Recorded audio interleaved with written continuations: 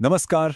आज हम बात करने वाले हैं रिजर्व बैंक ऑफ इंडिया यानी आरबीआई के कुछ बहुत बड़े नए नियमों के बारे में। ये नियम हर सेविंग्स अकाउंट होल्डर पर असर डालने वाले हैं। जी हाँ, हर किसी पर। तो ये जानकारी बहुत ही काम की है, इसलिए इस वीडियो को आखिर तक जरूर देखिएगा। तो सबसे बड़ा सवाल यही है कि भाई ये जो नए नियम आ रहे हैं ये आखिर हमारे बैंक अकाउंट और हमारी मेहनत की कमाई को कैसे बदलने वाले हैं। चलिए ज्यादा इंतजार नहीं करते, सीधे मुद्दे पर आते हैं और इन बदलावों को एक एक करके समझते हैं। सबसे पहली और सबसे जरूरी बात जो हमें समझनी है वो ये है कि ये नियम किसी एक या दो बैंक के लिए नहीं है। आपका खाता चाहे एसबीआई में हो, पीएनबी में, एचडीएफसी में या आईसीआईसीआई में, मतलब किसी भी सरकारी या प्राइवेट बैंक में हो, ये नियम हर बैंक और हर खाताधारक पर बिल्कुल एक जैसे लागू होंगे। अच्छा, तो चलिए सबसे पहले और सबसे मजेदार बदलाव से शुरू करते हैं। ये सीधा सीधा इस बात से जुड़ा है कि आपकी बचत पर जो ब्याज मिलता है वो अब कैसे कैलकुलेट होगा। और मैं बता दूं, ये तरीका अब पूरी तरह से बदलने जा रहा है। देखिए, अब तक क्या होता था, बैंक आपके पूरे महीने के एवरेज बैलेंस पर इंटरेस्ट देते थे, लेकिन अब आरबीआई ने पूरा का पूरा खेल ही बदल दिया है। अब हम एक ज्यादा पारदर्शी, मतलब ज्यादा साफ सुथरे सिस्टम की तरफ बढ़ रहे हैं, जो है डेली बैलेंस कैलकुलेशन। इसका सीधा मतलब है वो पुराना तरीका अब खत्म। चलिए इसे एक आसान से उदाहरण से समझते हैं। मान लीजिए आज आपके खाते में 1 लाख रुपए हैं, तो आज का ब्याज सिर्फ 1 लाख पर ही गिना जाएगा। और अगर कल आपने 1 लाख और जमा कर दिए और बैलेंस हो गया 2 लाख, तो उस दिन का ब्याज पूरे 2 लाख रुपए पर कैलकुलेट होगा। मतलब जितना पैसा जितने दिन खाते में रहा उतना ही सटीक ब्याज। ये वाकई में एक बहुत ही फेयर तरीका है। तो ठीक है, ब्याज तो अब हर दिन कैलकुलेट होगा, लेकिन सवाल यह है कि ये पैसा हमारे खाते में आएगा कब। चलिए अब इस पर नजर डालते हैं, क्योंकि इसमें भी एक बड़ा अपडेट है जो सबको पता होना चाहिए। आरबीआई ने इसे बिल्कुल साफ कर दिया है। अब अपनी ब्याज की कमाई के लिए साल के खत्म होने का इंतजार नहीं करना पड़ेगा। अब यह पैसा साल में 4 बार सीधे आपके अकाउंट में क्रेडिट किया जाएगा।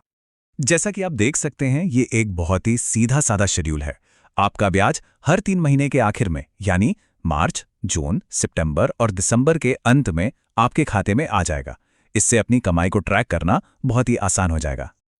चलिए अब बात करते हैं 2 और जरूरी बदलावों की, जो हमारी नॉर्मल सेविंग्स और फिक्स्ड डिपॉजिट यानी एफडी दोनों पर असर डालेंगे। ये एक बहुत बड़ा कदम है, खासकर छोटे बचतकर्ताओं के लिए।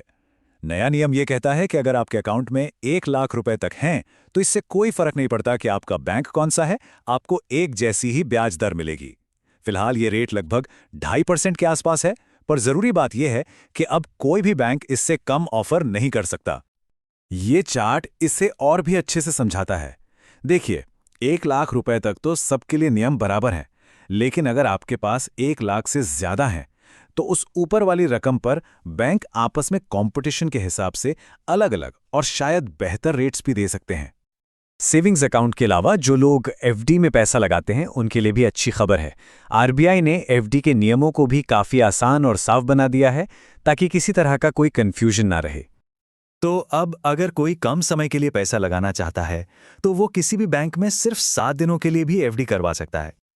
और अगर कोई लंबे समय के लिए निवेश करना चाहता है, तो उसकी मैक्सिमम लिमिट है 10 साल। तो अब हमारे पास 7 दिन से लेकर 10 साल तक के बिल्कुल क्लियर ऑप्शन है, जो हमारी ज़रूरतों के हिसाब से फिट बैठते हैं। तो अभी तक हमने उन नियमों की बात की जो लागू हो चुके हैं, पर अब थोड़ा भविष्य की तरफ देखते हैं, एक ऐसे प्रस्ताव पर जो हमारी फाइनेंशियल लाइफ को और भी ज्यादा आसान बना सकता है। सोचिए, आज की हालत कैसी है। बैंक का स्टेटमेंट अलग आता है, इंश्योरेंस पॉलिसी के कागज कहीं और रखे होते हैं, और म्यूचुअल फंड की रिपोर्ट अलग से आती है। सब कुछ इतना बिखरा हुआ है कि एक साथ समझना बड़ा मुश्किल हो जाता है। तो इसी उलझन को सुलझाने के लिए कंसोलिडेटेड अकाउंट स्टेटमेंट या CAS का प्रस्ताव रखा गया है। जरा कल्पना कीजिए, एक ही स्टेटमेंट में आपकी सारी की सारी फाइनेंशियल जानकारी। इसका आखिरी मकसद एक तरह की फाइनेंशियल मास्टर की बनाना है। मतलब आपके bank deposits, insurance, investments, PF, सब कुछ एक ही जगह पर। इससे हम अपनी पूरी फाइनेंशियल हेल्थ की एक क्लियर पिक्चर देख पाएंगे। तो इन सारे बदलावों का एक आम इंसान के लिए आखिर मतलब क्या है? चलिए अब तक की सारी जानकारी के जो सबसे जरूरी पॉइंट्स हैं उन्हें फटाफट समझ लेते हैं। तो कुल मिलाकर ये नियम हमारे लिए क्या ला रहे हैं?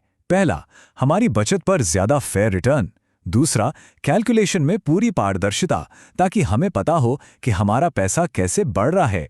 और तीसरा, भविष्य में अपने सारे निवेशों को मैनेज करने का एक आसान तरीका।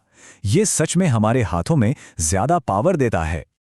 तो अब असली सवाल ये है, इन नए और ज्यादा साफ सुथरे नियमों के साथ हम सब अपने फाइनेंशियल भविष्य को कंट्रोल करने के लिए क्या कदम उठाने वाले हैं? इस पर जरूर सोचिएगा। और हाँ, ऐसी ही काम की जानकारी के लिए ऑल कैन स्टडी को सब्सक्राइब करना मत भूलिएगा। धन्यवाद।